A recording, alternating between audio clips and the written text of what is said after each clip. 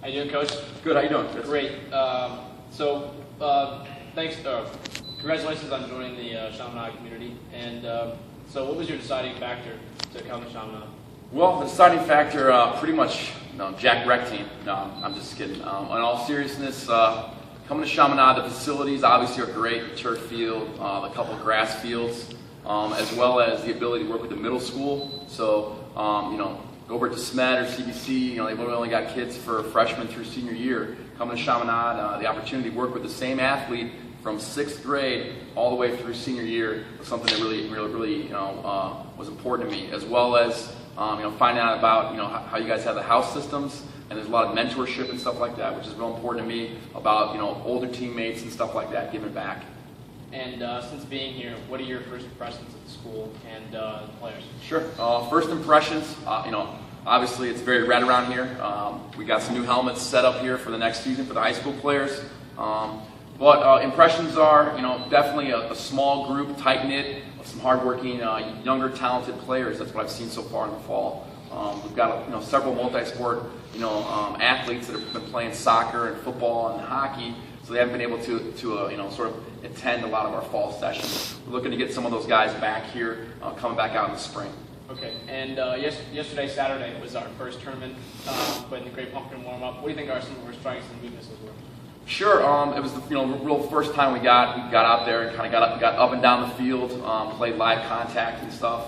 So a lot of good things. Like I said, very young, very talented. We saw great work out of some freshmen, sophomores, putting a big impact on the field. A couple of transfer students also made some big impact. Definitely great goaltending. Okay. Hopefully that'll be one of our big strengths. As far as some of the weaknesses, more of that's just from inexperience and not playing together. I hope we can correct some of those things. So some of our clearing game, some of just the settled offense is stuff that just having not gone through the reps, having not worked out in practice. But I'm very confident that during our chalk talks and film sessions in the preseason and going through the drills and kind of walk through it, we'll definitely be ready for May.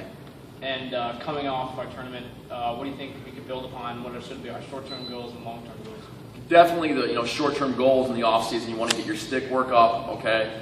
Definitely kind of the finesse part of the game. We also want to get that kind of hard toughness, real grittiness in. So as a Coach Schaff, yep. Okay, we want to get guys in the weight room, okay? Definitely working to get physically stronger, maybe running some hills, getting out there doing some short sprints. So those are definitely some things. There's some opportunities to play some indoor lacrosse in a box league. That's definitely something to work on. And I understand you're a fan of John Wooden, so would you mind leaving us with a quote? Sure.